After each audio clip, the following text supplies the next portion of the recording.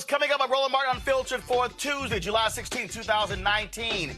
Jam-packed show, a battle right now on the floor of the U.S. House as Speaker Nancy Pelosi battles with Republicans over calling Donald Trump a racist. They actually tried to get her words stricken from the record. We're going to go live to the floor to show you exactly what's going on. Also, folks, an arrest has been made in the death of Baton Rouge activist, the murder of Sadie Joseph Roberts. We'll tell you exactly what's going on. R. Kelly, as we speak, is sitting in a Chicago jail, being held without bail, and he may be there until his trial begins. Bill Barr, Justice Department, guess what? Attorney General overruled the Civil Rights Division. No federal civil rights charges against the cop who killed Eric Garner 5 years ago. Also, the continuation of Donald Trump and all his races, and then Republicans, of course, finally deciding to wake up. But now you got folks who are defending Trump and saying that's not what he was talking about, like Steve Scalise. Oh, yeah, that's a character witness, the guy who talked to white nationalists and white supremacists before. Yeah, okay. And Donald Watkins, remember the attorney down in Alabama, black attorney? Him and his son sentenced to federal prison for fraud, for taking millions from folks, including athlete Charles Barkley. A new documentary sheds light on the 2009 Atlanta public school cheating scandal. We'll talk with the director and one of the teachers involved in that. Meek Mill heads to court to appeal his 2008 conviction and landing him on probation for a decade. He also wants a new judge. And also Larry Krasner, the DA in Philadelphia, he wants Philadelphia to outlaw the death penalty to make it unconstitutional. Folks, we got a jam-packed show. It's time to bring the funk on Roland Martin Unfiltered. Let's go. He's got it. Whatever the miss, he's on it. Whatever it is, he's got the scoop, the fact, the find. And when it breaks, he's right on time. And it's rolling. Best believe he's knowing. Putting it down from sports to news to politics. With entertainment just for kicks, he's rolling. It's on go, y'all. It's Roland Martin, yeah. Rolling with Roland now. He's funk, he's fresh, he's real, the best, you know he's Roland Martin now.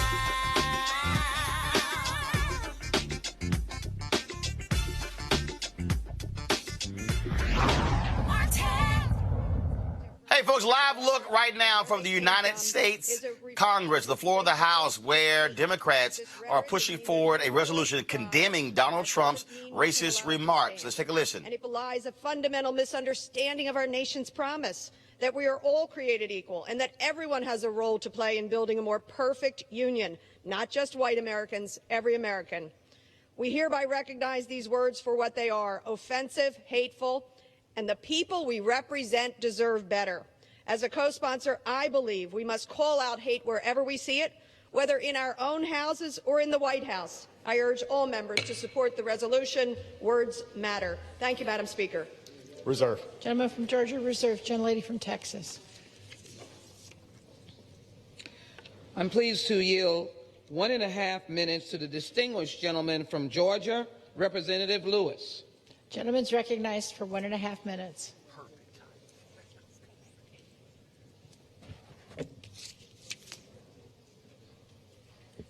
Thank you, Madam Speaker. I rise with a sense of righteous indignation to support this resolution. I know racism when I see it. I know racism when I feel it. And at the highest level of government, there's no room for racism. It sows the seeds of violence and destroys the hopes and dreams of people. The world is watching. They are shocked and dismayed because it seems we have lost our way as a nation, as a proud and great people. We are one Congress, and we are here to serve one House, the American House, the American people.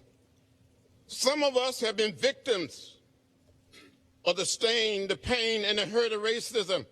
In the 50s and during the 60s, segregationists told us to go back when we protested for our rights. They told ministers, priests, rabbis, and nuns to go back. They told the innocent little children seeking just and equal education to go back. As a nation and as a people, we need to go forward and not backward.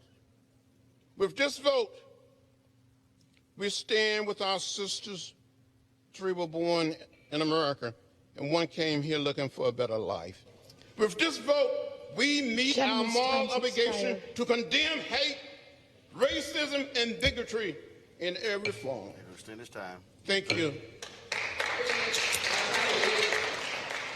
Gentlemen need more time? All right, folks, let's go back to the House. I think they're giving John Lewis more time. Do what is right, what is fair, and what is just. Gentleman from Georgia. So, reserve. Lady from Texas. I'm pleased to yield 1 minute to the distinguished gentleman from Ohio, Representative Ryan. Gentleman's recognized for 1 minute. All right, folks, keep that audio up. I want to hear what Representative Tim Ryan has to say. And so here's what started this whole deal, folks, and that is, of course, Donald Trump's racist comments with regards to the four women of color who are in Congress, telling them they need to go back to the countries where they came from when 3 or 4 born in the United States. And so today they put forth a resolution. It was Speaker Nancy Pelosi who went to the floor. Leave his audio up, please. It was Speaker Nancy Pelosi who went to the floor, and what she then did was she actually talked about his tweets. I'm going to play it right now. This is what Speaker Nancy Pelosi had to say today that caused Republicans to lose their mind on the U.S. floor. Here we go. Go to my iPad, Henry. Democratic and Republican, should join us in condemning the president's racist tweets.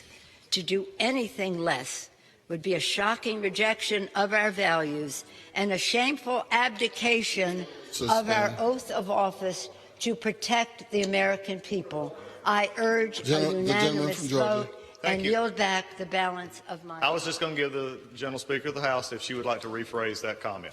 I have cleared my remarks with a parliamentarian before I read them. And take it.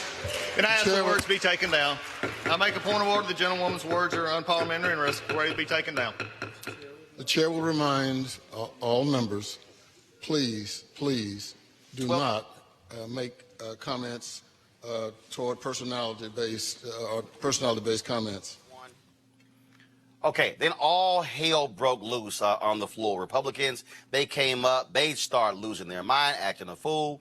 Then Representative Steny Hoyer came up and said that her comments were out of line because you can't make personal comments from the floor against the President of the United States, calling him a racist, even though he's a racist. So what then happened was they then said that Speaker Pelosi could not speak for the rest of the day. So then Republicans wanted to take a vote to strike her comments from the record. It got so heated that Congressman Manuel Cleaver, you saw him there from Kansas City, of course, member of the CBC, he got so sick and tired of all the nonsense that he said, what the hell, I'm out of here, and walked off the podium. Here we go to my iPad. Ready to make a statement.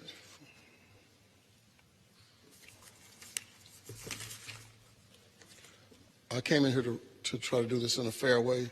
I kept warning both sides, let's not do this, hoping we could get through. Mr. Japal had a situation where we could be in here on another motion to take down words of a friend of mine. But we don't ever want to pass up, it seems, an opportunity to escalate. And that's what this is. I'll dare anybody to look at any of the footage and see if there was any unfairness. But unfairness is not enough because we want to just fight. I abandon the chair.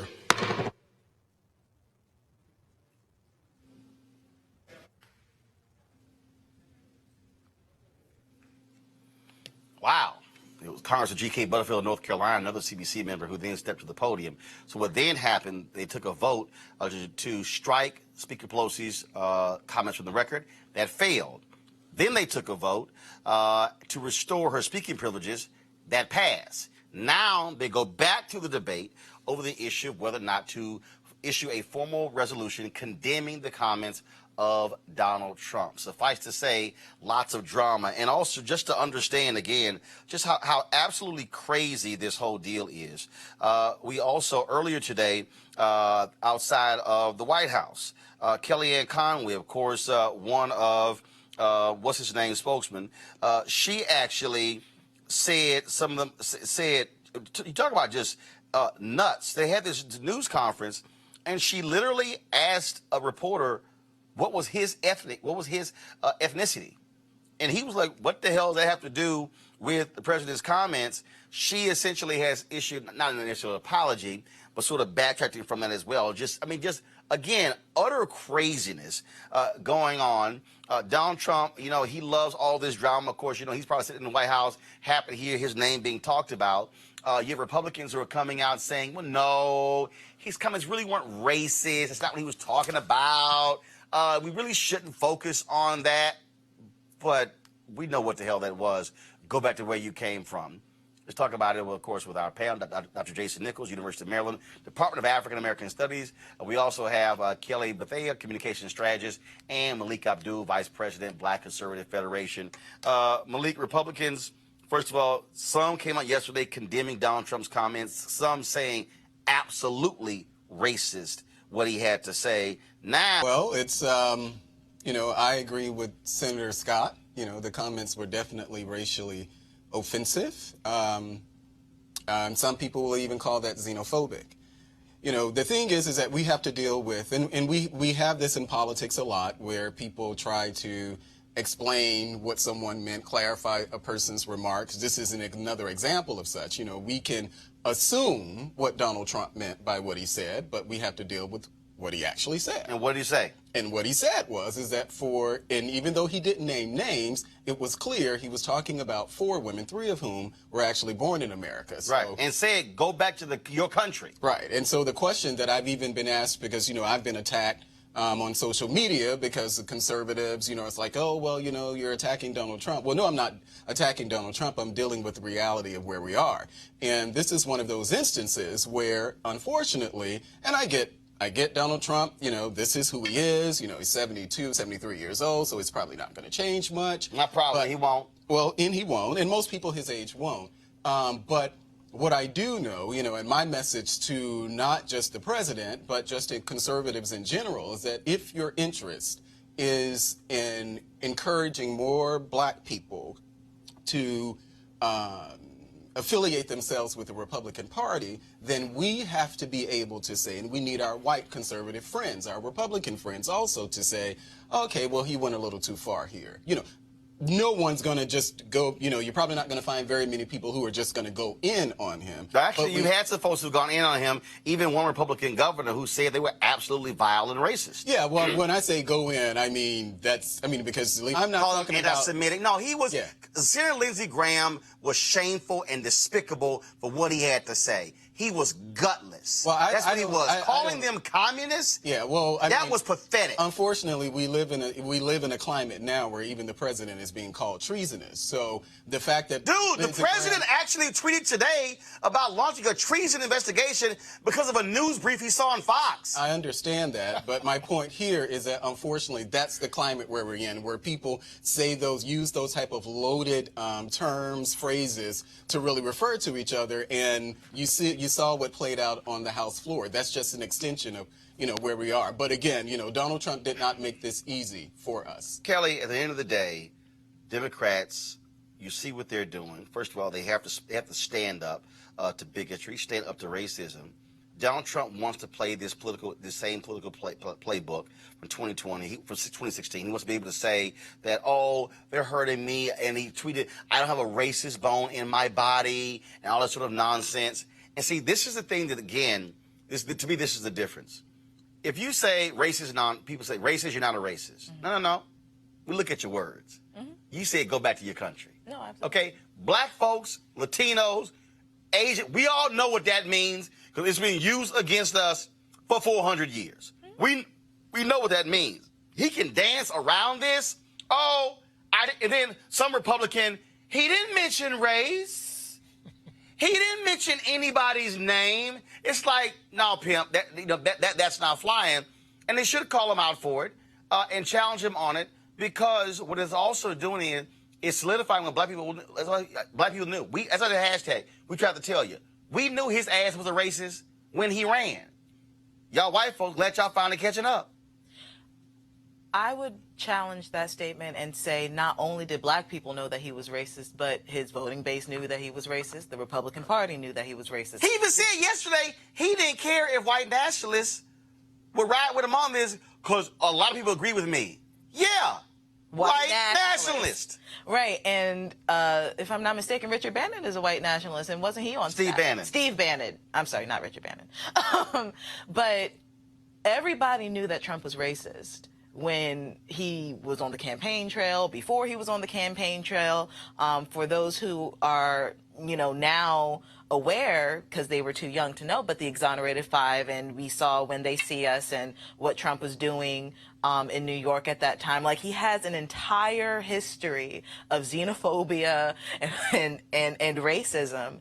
And for people to be of the sentiment that, oh my goodness, I can't believe he said this, it's very disingenuous to me. I'm actually pleasantly surprised that the Democratic Party said anything at all on the floor, because it's been 3 years of him just spewing hate. And now all of a sudden it's like 2020, we want the presidency, so we're actually going to act like we're going to do something about it. Jason, the bottom line here is Democrats want to expose him for who he is. He believes, and his people, this actually helps him with his base.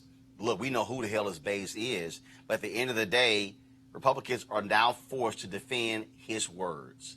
And they're simply showing their true colors by having to defend the racist words. We know what he said when he said, go back to the country where you came from, and when 3 of the 4 are Americans. And then also, by the way, Congresswoman Ilhan Omar has been an American in America longer than his own wife. Right. And that was the point I was going to make, is that I don't think that Donald Trump, we oftentimes say that Donald Trump is anti-immigrant. He's not anti-immigrant. He's anti-black and brown immigrant. Right. He ain't got a problem with white immigrants. Yeah, he's cool with white immigrants. He married 2 white immigrants. His 3. mother. Oh wait, no, she was. 2. Marlon yeah. Maples is American. But either way, they all look. Yeah, they're all the same. He married 2 immigrants. His mother was an immigrant from Scotland. His grandparents on his father's side were both immigrants. He doesn't have trouble with immigrants. He has trouble with black and brown immigrants. And I also think that it's not really an issue with Donald Trump, us finally knowing who Donald Trump is, or anybody figuring it out. I mean, if his words at Charlottesville didn't move you, or his words about Judge Curiel didn't move you, or his words about Mexicans in 2015 didn't move you, then all of a sudden this is the breaking point. I don't really get that. I think that, and he doesn't care. He doesn't care. He doesn't care. And his whole deal is going to be, I'm going to keep saying this. I don't care. There is no bottom, and that's the thing. All these white journalists, like Howard Kurtz earlier, Malik was like, well, journalists need to be very careful saying that it was racist because Trump issued denial. Like, his ass don't lie. I'm like 10,000 confirmed lies. He known to lie. You acting like, he issued denial, so I should take into account his denial. Yeah, well, I don't think that Donald Trump is a racist, and I don't think that the people who voted for him think that he was a racist. I voted. You know his ass a racist. I voted for him. Malik, you know damn well he a racist. I voted for him, and I don't think that Donald Trump is a racist. Do you intend to vote for him again? In 2020, absolutely, without a doubt. So you voting for a racist? Was his comment racist? Hold up, was this comment racist? It was definitely racially offensive. What the hell is that? What the hell is that? What's the difference? It's the same thing that. What the hell is that? Can you tell me the difference between racially offensive and racist? Well, he said things that were racially offensive. But what's the difference? Or insensitive, or whatever you want to say. Okay, but I'm just asking, what's the distinction between racist and racially offensive? Well, I think that when we start, I think it's possible for someone to say racially offensive, homophobic things and not be actually homophobic or racist. Okay, but if you say racist things A number of times? Yeah, several times. Like when do you become a number of times? Well, if we're talking about the system of racism, I mean, we really should, we could have a broader discussion of what that system. No, we're asking. No. Stop. We ain't discussing the system of racism. I'm sure all of us know, and that's why the same comments, the things that I said on this show before, the things that Louis Farrakhan has said that were anti-Semitic, We're gonna go with Louis Farrakhan. Is Louis Farrakhan president of the United States? But it doesn't matter. No, it does matter. But it doesn't matter. It does matter about things that we have accepted. Is Louis Farrakhan over the U.S. military? Does Louis Farrakhan have the nuclear codes? Does Louis Farrakhan? No, come on. Louis Farrakhan gets to sit on stage hell no. Hell no. No. We are not about to flip. Well, of course. No, we ain't gonna flip this to Louis Farrakhan. We are talking about the person.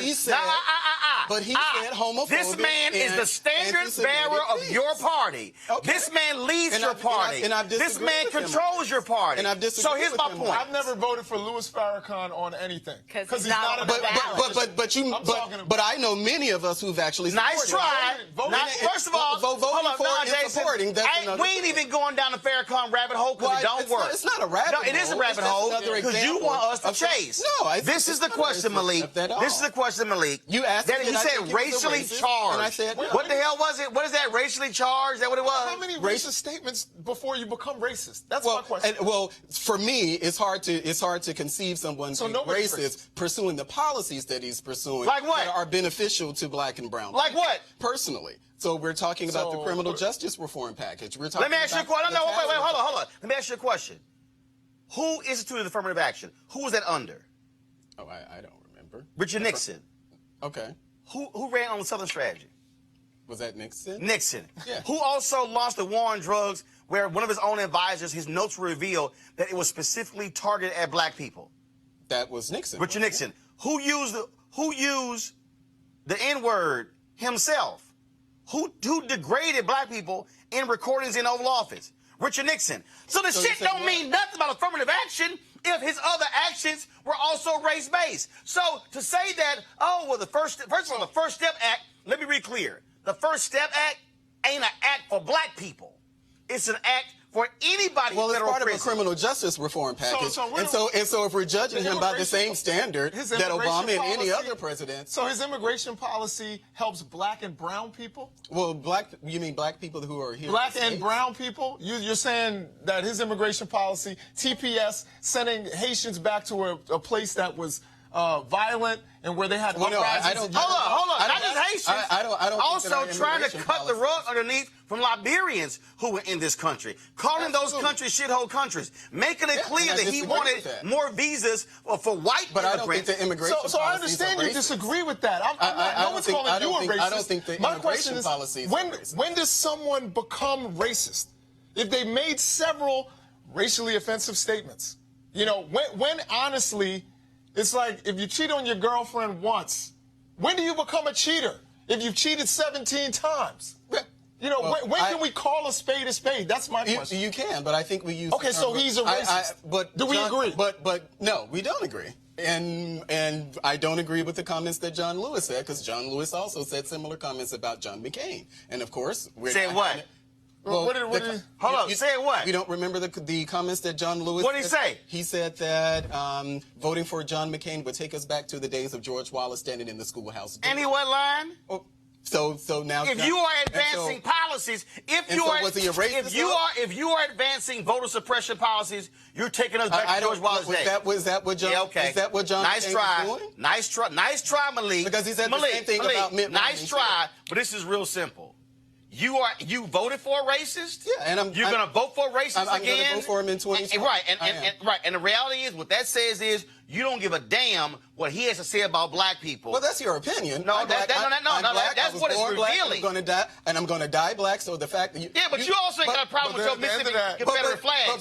But you're not going to challenge my blackness on this show. No, I'm not. Hold on. I'm not because you can't tell me what I'm concerned about as a black man. I'm not. You can't tell me what I'm concerned about as a black man, or I can't be concerned about black people because I'm voting for Donald Trump. So What I said is you're voting for a racist. That's what you're doing. That's your opinion. And that's what you know. That's a fact. Well, that's your opinion. What you're doing. That's your opinion. And I just disagree. So, fact of the matter is, yes, you're voting for a racist. You voted for a racist. Whatever you're going to still vote for a racist, and that's undeniable. Okay. All right, y'all, let's go to Baton Rouge. An arrest has been made in the death of Sadie Roberts Joseph. 38-year-old Ronnie Bell was a tenant in one of Robert Joseph's rental properties and was behind on his rent. Bell is a registered sex offender in Louisiana. According to online records, he's being held at the East Baton Rouge Parish Jail on charges of being a fugitive from justice for failure to meet the requirements of his sex offender registration. Bell will be charged with first-degree murder in the death of Roberts Joseph. You recall she was found in the trunk of a car last Friday. A Louisiana coroner ruled her cause of death a homicide due to traumatic asphyxia, including suffocation. So we certainly keep you abreast of what's going on in that case. Speaking of somebody who's in jail, R. Kelly ordered to be held without bail today after federal prosecutors described him, quote, as an extreme danger to the community, especially to minor girls. That took place at a hearing in U.S. District Court in Chicago. Federal prosecutors handed down 2 indictments that threatened to put Kelly behind bars for the rest of his life. In Brooklyn and Chicago, Kelly faces a combined 18 counts for alleged crimes against 10 victims. He faces a maximum prison sentence of 195 years in Chicago alone, and some charges carry a mandatory minimum sentence of 10 years. The singer faces decades more in New York. Kelly already faced state charges that could put him behind bars for up to 30 years. He has been locked up in Chicago's downtown Metropolitan Correctional Center since federal agents arrested him while he walked his dog around 7 p.m. on Thursday, and the judges ruled he will stay in jail until his trial begins. Folks, R. Kelly got some problems. Some major, major legal problems. Fix your mic, FL. Kelly, go ahead. And my thing is, he should have had problems at least a decade and a half ago, because this isn't new information. We knew that he was a predator. We knew that he was a rapist. We knew that he was a pedophile and a hebephile. Well, you can know, but you had to prove it. And the reality is, in the previous case, the jury, they made it clear that was him in the video. They cannot ascertain as to what the age of the young girl who was in the videotape. That's how he was found not guilty. Right. And, you know, from a personal standpoint, it just felt like they were splitting hairs on that. I understand the fairness of it all, but... No, they weren't splitting hairs. They had, in order for them to convict him, I know, I understand they had to determine if she was actually underage. Right. The problem is, one family member said, that was my niece, this was her age. Other family members testified that wasn't her. Right, and so, it was reasonable doubt, and that's... There you go. No, I totally get that part. I'm just saying, from a non-legal mindset of just being, you know, court of public opinion, it just hurt as somebody who knew that he was just a bad guy. Right, but that's the problem. The court of public opinion ain't the court of law. Right. Of course. And the reality is that's the issue. With the difference here, because of the documentary, which you now have, Jason, more and more people who are coming forward. They also have additional videotapes. And so it's not the same case. Plus, that was a different charge. It was a different charge. See, everybody keeps talking about double jeopardy. No, it wasn't. It was a different indictment in his previous trial. So they literally can use the same video and charge him with a different indictment. It doesn't cause double jeopardy. Right. And what you also have, because of the transporting of underage girls, now you have human trafficking. That's what the feds are looking at. Go ahead. Federal crime. Yeah, so he's in a whole heap of trouble. Couldn't happen to a more deserving person, seemingly. He's entitled to a fair trial, but again, he is somebody who, you know, anecdotally, I know people from Chicago, and it was well known in Chicago that he was targeting young girls showing up at the high school after school when the bell rung. So, you know, I hope he gets a fair trial and, you know, he gets due process. But at the same time, it does not look good for him. I think that R. Kelly is going to be singing on a prison yard very soon. Next thing is what happened with Jeffrey Epstein is he's going to get bail. Yeah, I don't know what the judge is going to do in that case, particularly with R. Kelly. I mean, these are things that we have heard in our community for years, and I'm talking about going back at least into the 90s. The stories of R. Kelly, whether it was his relationship with Aaliyah or any of the other rumors or allegations that were swirling around. So the fact that he's now, so many years later, what I think actually getting his just desserts, you know, I don't think he's going to have it easy. He shouldn't have it easy. Whatever problems he's had, You know, he's had time over the years to actually correct the behavior, but it doesn't seem like that's happened at all. I don't know when. Because he's sick. Well, you know, you ain't corrected Jack when you got off, and look, you're gonna keep doing it. I don't know anybody goes, you know what? I think I'm gonna stop being a pedophile. Hell, Jeffrey Epstein got 13 months and was able to go walk freely, and he was still continuing doing what he was doing. That ain't changing. Yeah, no, I agree 100%. Oh, sorry. Go ahead. No, I agree 100%. And I don't accept that he or Jeffrey Epstein is sick. You know, there are people who are actual pedophiles who, you know, go after prepubescent children. Yep. Those people are mentally sick. They have a mental illness. Got it. But someone who goes after teenage girls simply just wants power over them. That person isn't mentally sick. That person is someone who is a despicable human being. Well, first of all, go to prison. they all sick, and they all can be criminals, and they all can go to jail. So Right. We'll see what happens Absolutely. there. Going to a break right now. We come back. We're going to talk about the cheating scandal in Atlanta, the focus of a new documentary. That's next. Roland Martin Unfiltered. You want to check out Roland Martin Unfiltered? YouTube.com/Roland S. Martin. Subscribe to our YouTube channel. There's only one daily digital show out here that keeps it black and keep it real. It's Roland Martin Unfiltered. See that name right there? Roland Martin Unfiltered. Like, share, and subscribe to our YouTube channel. That's YouTube.com/Roland S. Martin. And don't forget to turn on your notifications so when we go live, you'll know it. If you want to support Roland Martin Unfiltered, be sure to join our Bring the Funk fan club. Every dollar that you give to us supports our daily digital show. There's only one daily digital show out here that keeps it black and keep it real. As Roland Martin Unfiltered. Support the Roland Martin Unfiltered daily digital show by going to RolandMartinUnfiltered.com. Our goal is to get 20,000 of our fans contributing $50 each for the whole year. You can make this possible. RolandMartinUnfiltered.com. Danny Pantalo, the cop who killed Eric Garner 5 years ago, is not going to face any federal civil rights charges. The Department of Justice made that decision today. The Civil Rights Division, they wanted him to be prosecuted, but the Eastern District of New York disagreed, and Attorney General William Barr agreed with the Eastern District. This concludes the 5-year investigation when it comes to the death of Eric Garner. Barr made the final decision in this case. Of course, again, sad state, the grand jury on Staten Island also declined to indict Pantalo in Garner's death, but the officer was the subject of a departmental trial earlier this year. We're still waiting to hear from the administrative judge as to whether or not she is going to recommend to Police Commissioner James O'Neill, who will decide if Pantalo keeps his job. Are we shocked? No. It's, you know, it's kind of, we know that there generally is, when it comes to federal charges, especially against police, it's a rare thing. But to have the Civil Rights Division say, yes, go forward. Yeah, but... And then have the Eastern District say, no. That's also, again, quite interesting there. Yeah, and I think, as I've been going back reading, there seems to have been, even when Obama was in office, there was some disagreement on whether or not, you know, some people believed that they should press forward and some people didn't. The overall theme with what I read is that there was most people actually did not believe that they would be able to win the case, you know, not just bring the charges. See, you know what? I'm sorry, Kelly. That pisses me off, okay? There's no guarantee you're going to win a trial. Right. Damn it. Sometimes take your ass to court and at least try. Oh, and that's your job. Man, I mean, it's not like, job. hey, we can't get a guaranteed win, so we're not going to do it.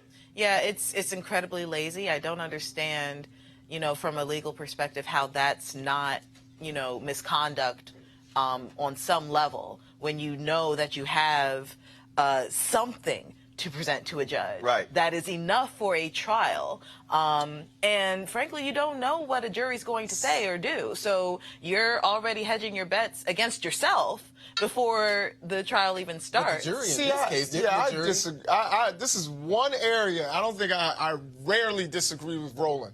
But I disagree because that goes both ways. What? You know, in terms of, you know, going out there and stretching yourself, trying to get convictions against people when you really don't have a mountain of evidence. You know what I mean? I'm not saying that that's the case here. But wait a minute. Hold up. But if you... That happens every day.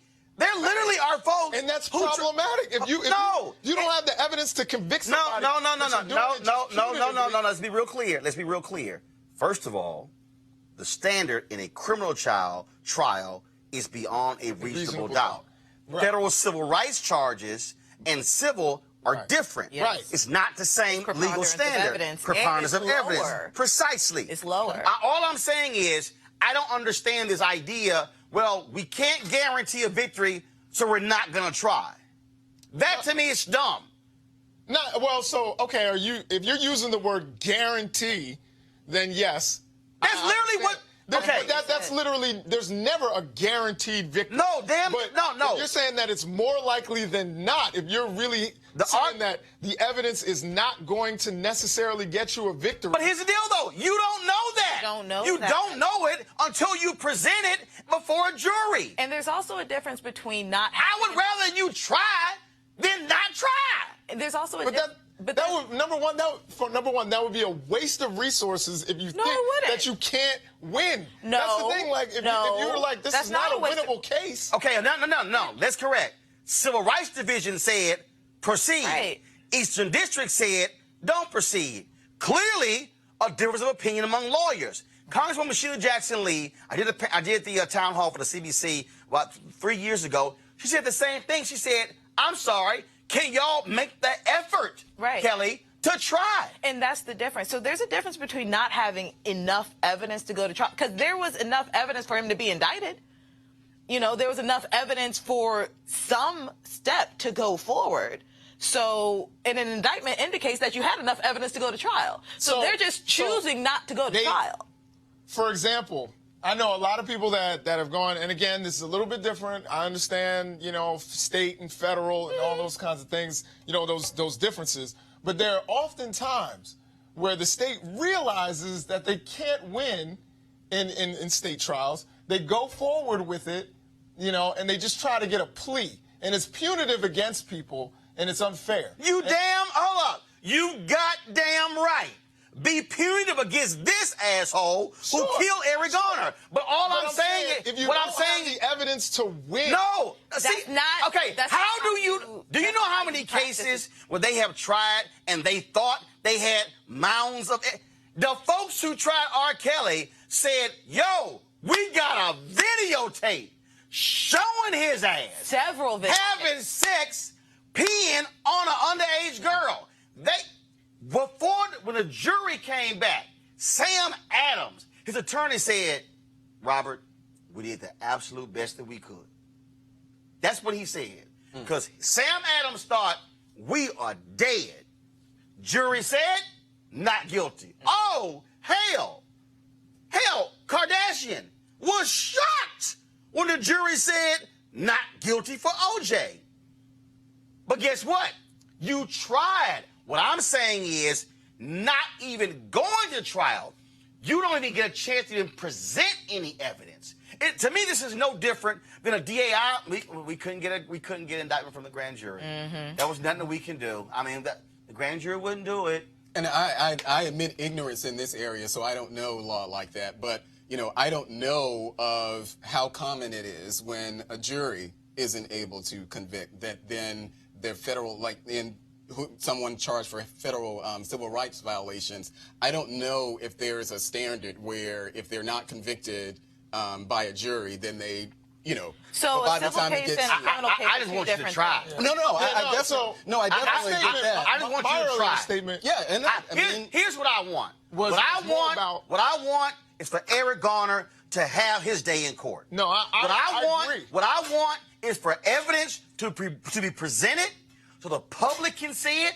I want testimony. I want a jury of his peers to render a decision. What I don't want is for somebody sitting in the room going, I don't really see how we can get a guarantee. It was a little more than that. I was reading that they actually did consider the evidence, and I think the chokehold, watching the video at that time. So there was other things that they considered other than. Right. But it feels like even with all of that. I'm with you in heart. But even with that knowledge, it still sounds like you're trying the case within yourself and not presenting it to a court. And Kelly, CBC members who I've talked to over the years have said they want to see DOJ get some damn heart and try. And it's like, because here's the real deal. 97% is the conviction rate for federal prosecutors. 97%. Do you know why? Because really what they do is they say, okay, we got all this sort of stuff, we're going to force you to plead guilty. Let me remind you, the cop who killed Walter Scott took a plea deal over the federal civil rights charges. Let me roll it back. It was a hung jury when it came to the state, but when it came to the federal civil rights trial, he went, they might send my ass to prison. Right. He took a plea deal. All I'm saying is, when you say, we're not going to move forward, that cop choked Eric Garner. No, there's no question about it. Whole. And they didn't indict in Staten Island, at least attempt to have a dadgum jury trial. But that's the case there, folks. Tomorrow we're going to talk to the mother of Eric Garner. Tomorrow's the 5th anniversary of Eric Garner's murder. Today, Meek Mill and his attorneys appeared in court asking an appeals court to overturn a 2008 drug and gun conviction that has kept the rapper on probation for a decade. You recall Meek Mill and his attorneys believe that the judge deciding his case, Janice Brinkley, his sister, had a long-standing vendetta against him. The hearing ended without a ruling from the Superior Court panel. Meek's lawyers and the district attorney's office both iterated they believe the rapper deserves a new trial. Van Jones, one of the folks there to support him, this is what he had to say outside the courtroom. Another Van Jones. Audio.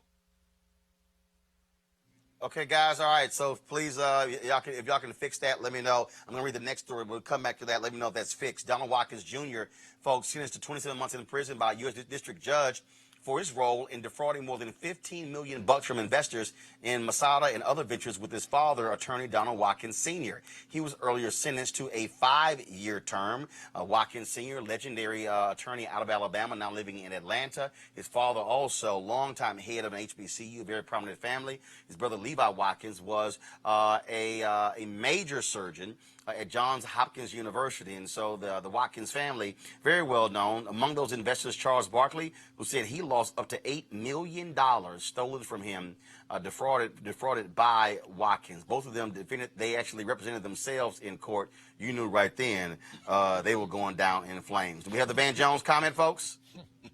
Okay, no audio on the Van Jones comment. Oh, I don't know how that happened. All right, so let's do this here. Okay? I'm going to not talk about this next story, which is actually this. You might remember this story, which is crazy. This is crazy story here, and that is the 2009 Atlanta cheating scandal. Of course, there's a new documentary called One Child Left Behind examines the 2009 cheating scandal. Here is an excerpt of that documentary. People often ask me, what did this verdict cost? It cost everything. The legal system tried to kill me. I mean, it literally tried to destroy every aspect of my life. And I was like, oh boy, we were in a fight. It was real. In every way, I was murdered. A wrecking ball came into the city. It didn't care who it hurt or what the consequences were. They simply wanted somebody to pay. But watch them with handcuffs being processed? My God, you're talking about educators. We worked 14, 16 hours a day for kids. No, trying to convince me to say I cheated. I will die before I stand up and say I did something I didn't do. I'll die first. I had to make a decision to cheat or not to cheat. I made the wrong decision. It was one of the biggest scandals ever to rock American schools. There is a held belief. Pedro Noguera talks about it as the normalization of failure. That means you don't think black students could learn. This was never about children. This was about a power grab for educational funds in the state of Georgia. The Republican governor says, let me take over these failing school districts. Well, the districts are failing because you're underfunding these schools by $1 billion a year. The cheating scandal was not about education at all. It was about changing public perception of public schools. You made them distrust educators. Then you have to have other people come in to save them from themselves. We wanted to get at the truth. Now, were we interested in putting some of the higher-ups in jail? Yes. They needed to go to jail. There were 256,779 answers that were changed from the wrong answer to the right answer. At this Georgia courthouse, you'd think they were indicting mobsters with charges like racketeering and theft. The bail bondsman said to me, you would have been better off if you shot somebody. All I want from any of these people is just to take some responsibility. But they refuse. They refuse. Those same people who hurt children got on the stand and said, I hurt children. And everybody believed them. You need to watch out. This is the plan, to take the funding and to take the schools. Unless people know the real history of what happened in Atlanta and why, we're going to see these same kind of situations continue in other cities. The truth truly needs to be told. Don't put your blame on me. Well, joining us right now is producer Jody Gomes, and also in the documentary, Dr. Dana Evans. Jody, I want to start with you. I mean, we all remember this trial, and there was so much drama. You had the issue of education, you had race, you had power, and you had black folks who were saying, wait a minute, these are black educators hurting our children. What made this something that you said, you know what, we really got to hone in on and do this documentary? Well, thank you, Roland, for having us on. When I heard the verdicts in this trial, I was working for the Jackson family, and I had just finished going through the Michael Jackson trial. And Conrad Murray got 3 years for what I felt was killing the most famous man in the world. And shortly thereafter, these educators were convicted of upwards of 30 years in prison. And it just didn't set right with me that, yes, there was a crime committed, but I wanted to question and do a deep dive on whether the punishment fit the crime. Whether there was cheating or not, I didn't know at that point when I first started getting into the deep dive. And once we got into... Go ahead. Once you got in, what did you come away with? Once we got in, we did indeed find that there were pockets of cheating. We did indeed put people on camera that attested to cheating and why they cheated. And I felt it was more important for us to get into the why. And the why truly was because a lot of these schools, when it came to the high stakes testing, they were underfunded to begin with. Kids were coming into middle school not being able to read at a first and second grade level. And of course, we're talking about public schools at this point. And so people were left with terrible choices. And of course, some people made the wrong decisions. And admittedly, in our film, there's some people that said, listen, I made the wrong decision. Had I known cheating, I knew it was immoral, but had I known cheating was illegal, I would not have done it. But in the meantime, a lot of those people who claimed they cheated and admitted to cheating and or took a plea deal for cheating still felt like they were not doing an injustice to the children because they were still teaching the kids, but just were deciding not to teach to test. They were teaching the kids and cheated on the test to put them forward to keep their schools from closing. But Dr. Dana Evans, I want to bring you in. But the issue that a lot of people raise, in which one I understand, is I get folks saying they want to keep schools open. But what you were dealing with, though, is you were kids who were being moved forward who actually weren't learning, who actually were not being educated. And so they were going through a system that was passing them, and they were being put at a disadvantage because once they washed out of the system, that was it. They had no other shot at life. So, can I talk now? Yes, go ahead. That's a misconception as it relates to particularly at Dobbs. This was a test that was given at one time at the end of the school year, and it didn't determine whether or not you were promoted to the next grade. I think that is something that the media has purported, which doesn't actually mean it's not true. Now, I'm not saying in any way that cheating is right or justifying it. I think it's wrong. And I believe that people who cheated didn't believe in children or didn't believe in their ability to move children at high levels. I don't have those beliefs. I believe in African-American children. I'm an African-American. My son is an African-American child. And so I believe in our ability to achieve.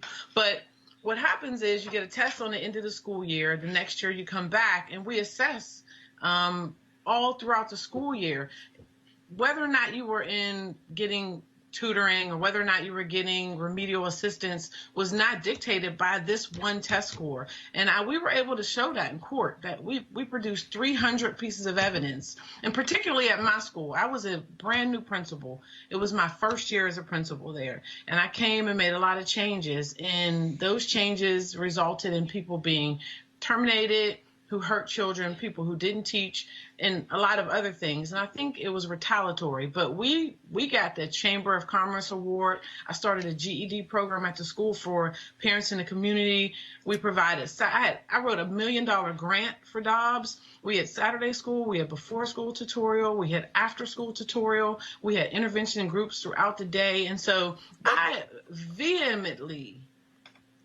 just reject the notion that children were academically hurt on my watch. That did not happen. But let me ask you this question. If folks, if folks, and I'm going to come back to Jody as well. If folks were cheating on tests, what would the penalty be for a student if they cheated on a test? So there are actually children who cheat on tests every day. I know so that's what I'm saying. But we're saying, what's the penalty? So they would probably retake the test, or they would get a 0 for that test. They would fail it. If it's the CRCT, that portion of the CRCT would be eliminated. Like, say if they were on social studies, for example, they would not score for social studies, but then come in and take the test for the other areas. Isn't the point that adults should know better? Absolutely. Absolutely. And when you talk about harm, moral harm or ethical harm, I believe was done to children, because children look up to teachers, and you're teaching them how to respond more than just reading and math and social studies. You're teaching them how to be a productive member of society. And so when people break that, there is harm to children in that degree. I agree with that. But this idea that because someone gave someone the answers on the test, that this person will now, as Judge Baxter tried to say, no, I'll even quote Fonnie Willis, one of the district attorney's office, said, now these people are going to be strippers and prostitutes. Really? I think that's a large jump. Jody, that is not even substantiated by facts. Right. Jody, I want to bring you back in. The thing that jumped out for me was, first of all, when folks were convicted, I had no issue with that. What I also argued that I did not believe that there should have been jail time, because I believe that when you have to assess a person's risk, you have to assess the cost to the state, and that made no sense to me. In your research, as you were going through this, what jumped out at you? What surprised you the most? What caused you to say, "Yo, what was a wow moment for you?" Well, there were a couple wild moments. And first, I want to say I'm glad Dr. Evans is on here, because we did a lot of research to find people that testified against some of these educators. There was a system of retaliation. Like we looked high and low for Dana Evans in particular to find anybody that could say she cheated, knew about cheating, or instructed anybody to cheat. And we could not find anybody that could come up with that valid answer, that as we peel back the layers of the onions, we could poke holes in their stories as much as her story was put on trial. So I just want to say that we did our homework in ethically finding out, before we put anybody's story in this film, we wanted to find out, did you or did you not cheat? And of course, a lot of these people are under appeal and testified in my film for the first time, and I'm honored for that. But one of the wow moments for me personally was, this wasn't just happening in Atlanta. It wasn't just happening in Georgia. There were other school districts in Texas, in Washington, D.C., in Chicago, in Georgia alone, in fact, that were non-black districts that had worse cheating statistics and did not rise to the level of criminality that was found in Atlanta. And I want to say that again. They had worse cheating statistics and did not rise to the level of criminality, where we were making educators, we were trying educators and convicting them under RICO charges for test cheating. And so that made me, again, look at the underneath. I had to go to the why. Why are we here? How did somebody not pump the brakes and say, okay, perhaps they did cheat. Perhaps this is one of the worst black-on-black crimes. We all know education is the great equalizer for our children.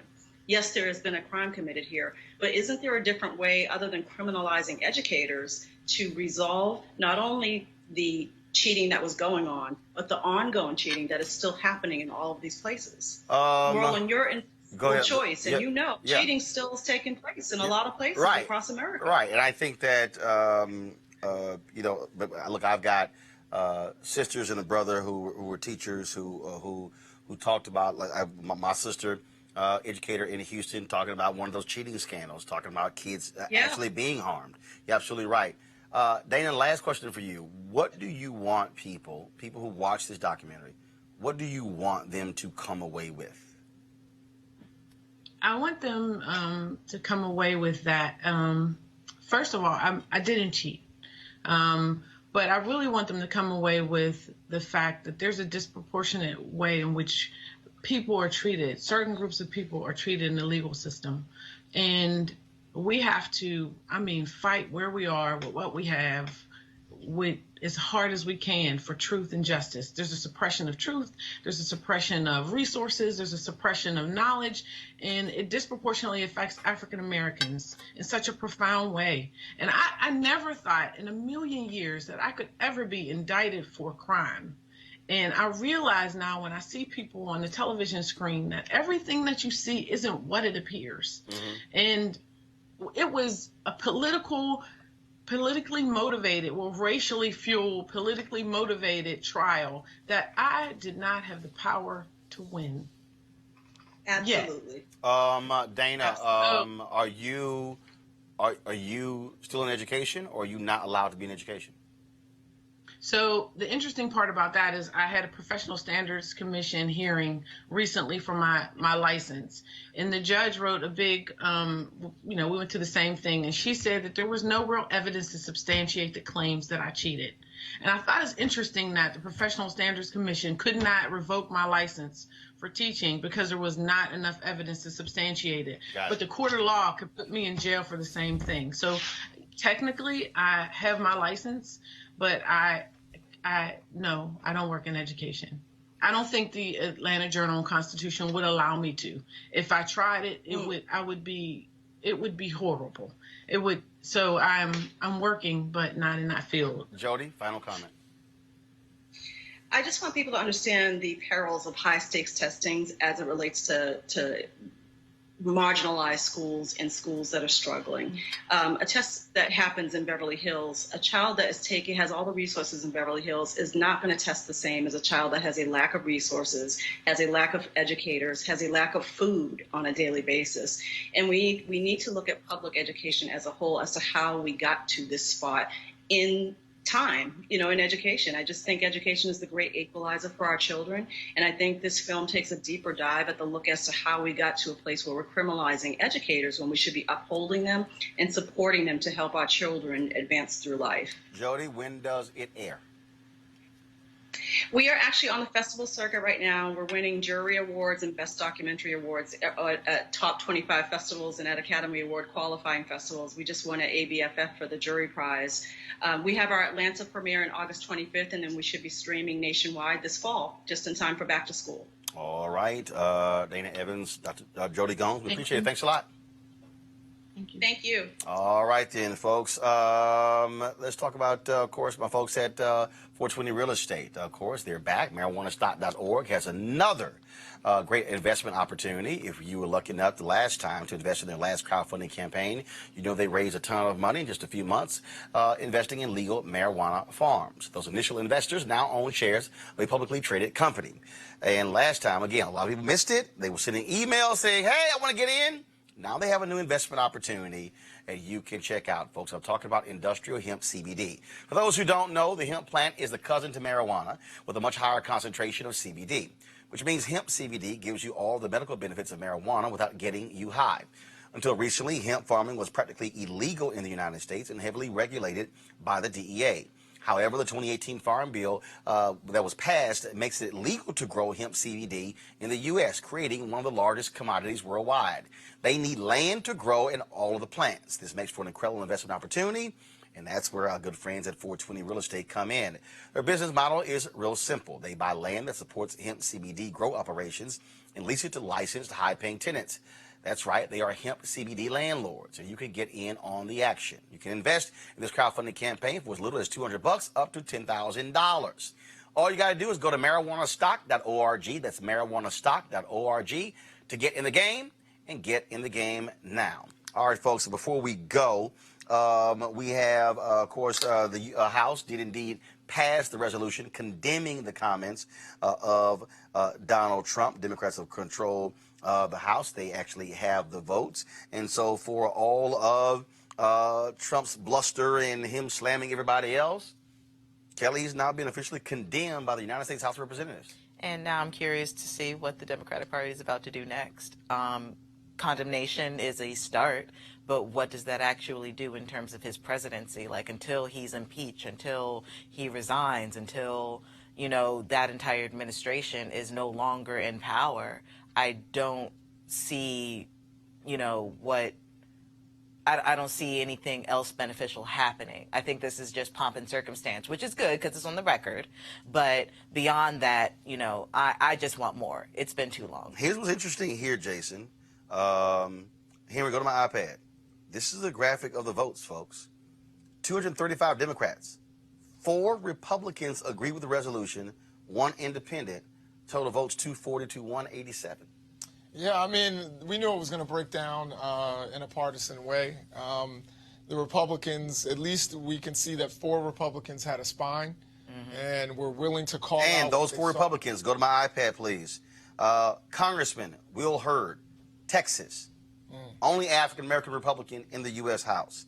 Representative Upton, Michigan. Representative Fitzpatrick, Pennsylvania. Representative Brooks from Indiana.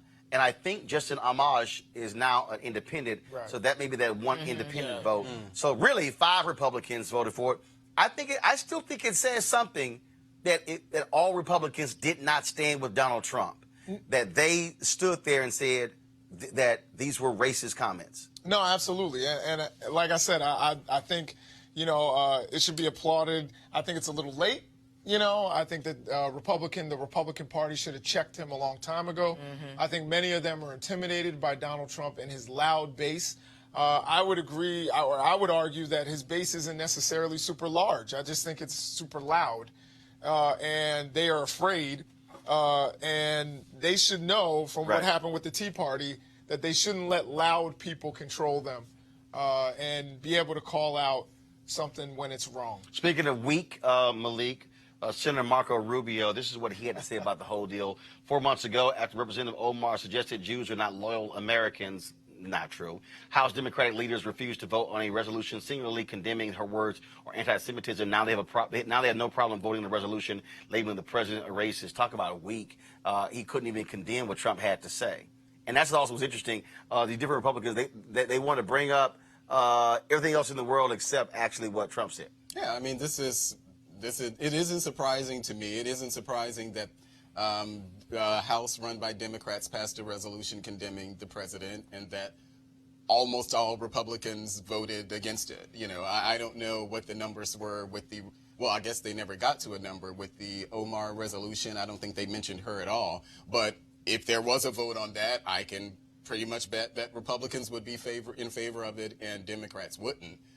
So, you know, unfortunately, this is kind of where we are. I do think that, you know, what we saw on the floor today, it didn't, you know, I wasn't happy about the president's remarks, but what I saw on the floor today was something else I do not like about our political system at all. What's that? Well, the comments, apparently, I'm sure Nancy Pelosi knew that she wasn't supposed to. No, I'm sorry. Nancy Pelosi ran her comments by the parliamentarian before she delivered them.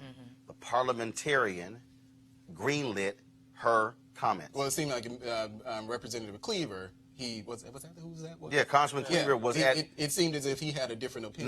No, that's not what happened. That's not what happened. Yeah. Collins of Georgia objected, wanted her comments stricken from the record. Yeah. And because he literally acted a fool on the back and forth, that's what pissed Cleaver off and why he said, I'm out of here. That's what actually happened. But when you get to the point of, I mean, when you're on the floor calling the president a racist, you can't expect the Republicans are going to join you in that effort. I mean, 5 did. Well, yeah, but 5 out of how many? Well, first of all, let me reiterate, okay? The only black Republican right. in the United States House from Texas, Will Hurd, former CIA officer, had the guts to call Donald Trump exactly what it was. But it shouldn't surprise us that, you know, very few Republicans criticize. No. I'm not speaking to very few Republicans. What I'm saying is Congressman Will Hurd did something, Texas A&M graduate, that frankly other black Republicans wouldn't do. He showed he's guts. the only representative. No. Let me say it again. Congressman Will Hurd could have easily voted with the rest of his party. Yes, he could. What I'm saying is Congressman Will Hurd did what a lot of black Republicans don't have the guts to do. But they're not politicians. I'm sorry, but you brought Louis Farrakhan earlier. He wasn't a politician. Yeah, but we're talking about a vote on the floor, though. They can't vote on the floor. So if we're saying that those people can actually, that he did something that other black Republicans aren't doing, he's the only one there that actually has a vote. Precisely. Voting at this. And that was the precise point we were making earlier when you try to use Farrakhan as your example. Go ahead, Jason. Can I ask a question? Go ahead. Is there anything that President Trump can do that would affect your vote, that you would not cast a vote in 2020 for President Trump? I don't know. It hasn't happened yet. I can't say that. It hasn't happened. So there's essentially nothing he can do. That's not what I said. I said I don't know. So the answer to your question is that I don't know. He could do something that terribly offends me, and then that would make me consider not. So the many racist things he's done have not terribly offended you? No, they haven't offended me where I wouldn't support him. No, they haven't. There you have it. I mean, were you expecting a different answer? Let me say it again. Will Hurd, Texan, my home state, has a ring just like I do. Texas A&M graduate, black Republican, showed guts by first calling out Donald Trump's comments on yesterday, and today standing up and actually voting with the Democrats. Well, I criticize him. Why? No. Let me be real clear. Malik, you criticizing him is irrelevant when you also. But I'm a black Republican. No. Allow me to finish. You did not criticize him. You danced. You did not call it what it is. You tried to use it was racially charged. You and said I said I don't agree with the comments. I said it makes it harder for us to actually bring people to the party. No, so I said but what Congressman Will Hurd did is he called it what it is. Right. Okay. He didn't dance. And that, folks, is the difference. And so let me get people to understand what is going on here. And I did this in my commentary yesterday. I need you to understand what Donald Trump desperately needs is to gin up his white base. What Donald Trump is trying to do is to get his white base, his white conservative base, to say, oh, look at them, they're mistreating our Donald, because he needs them to vote in significant numbers. Now, Malik can give him his vote. Don't ask me why, but it's pathetic. But the man, it's pathetic. It's pathetic. It's pathetic. It's pathetic. First of all, right. And guess what? You have a choice. You have a choice to vote, and I have a choice to call it pathetic. And here's why. And here's why, folks. And here's why. And here's why it's pathetic. Here's why it's pathetic, because this is a man who has no decency. This is a man who does not respect the office of the president. This is a man who cannot conduct himself with proper decorum. This is a man who mistreats people of color, who calls shithole countries, who is trashed on nations with their people of color. He has shown his true colors. Donald Trump does not care. What he wants is, and I keep telling y'all, and this is about white fear. He wants to scare the bejesus out of white folks across America, mainly in red states, Midwestern states, by saying, I'm the only guy who can protect your way of life. When Republicans say, oh, people in middle America don't care about this stuff, they ain't talking about you. I lived in Chicago 6 years. They ain't talking about black people in Chicago or East St. Louis or Minneapolis. No, they're talking about white conservative voters. That's his base. Do you know how you beat Donald Trump? Is if black folks, Latinos, white folks of conscience mobilize and organize. This man has done nothing to deserve 4 more years. He has embarrassed this nation. Forbes released their piece today on the 50 most respected leaders in the world, Donald Trump ain't on the list. The world doesn't respect America because of the person who is sitting in the Oval Office. You can tweet, you can post on Facebook. It don't mean a damn thing if you're not registered, and don't mean a damn thing if you don't vote. If we truly want to make America great again, throw his ass out of office November 2020. Folks, you want to support Roland Martin Unfiltered? Go to RolandMartinUnfiltered.com. Join our Bring the Funk fan club. This is the only place you're going to get the real commentary, the real discussion, as opposed to some of these other mainstream outlets. They make excuses for Trump. We don't make excuses for him. I told y'all, if America had listened to black people, Trump would have never been president. Hashtag, we tried to tell you. I got to go. I'll see you tomorrow. Holla!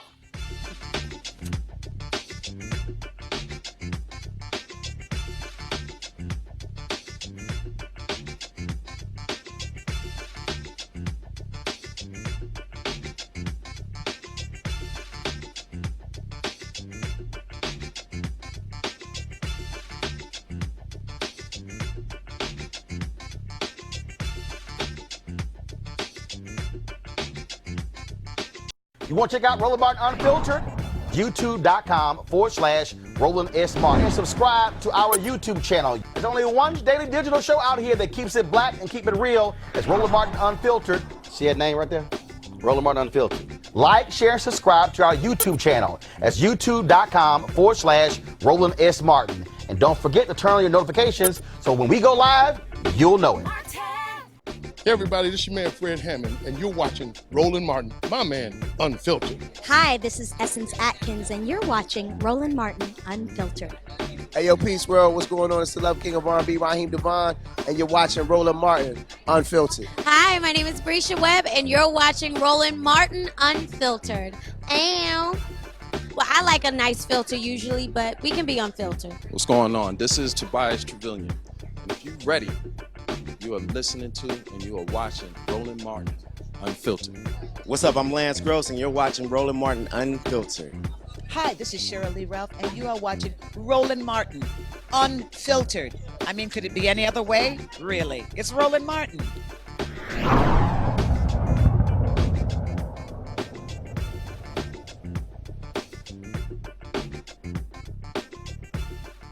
You want to support Roland Martin Unfiltered? Be sure to join our Bring the Funk fan club. Every dollar that you give to us supports our daily digital show. There's only one daily digital show out here that keeps it black and keep it real. As Roland Martin Unfiltered. Support the Roland Martin Unfiltered daily digital show by going to RolandMartinUnfiltered.com. Our goal is to get 20,000 of our fans contributing $50 each for the whole year. You can make this possible. RolandMartinUnfiltered.com. Hey fam, want to check out Roland Martin Unfiltered? The blackest show on all of digital, cable, and broadcast. Check out our audio podcast. There's only one daily digital show out here that keeps it black and keep it real. As Roland Martin Unfiltered. Press play.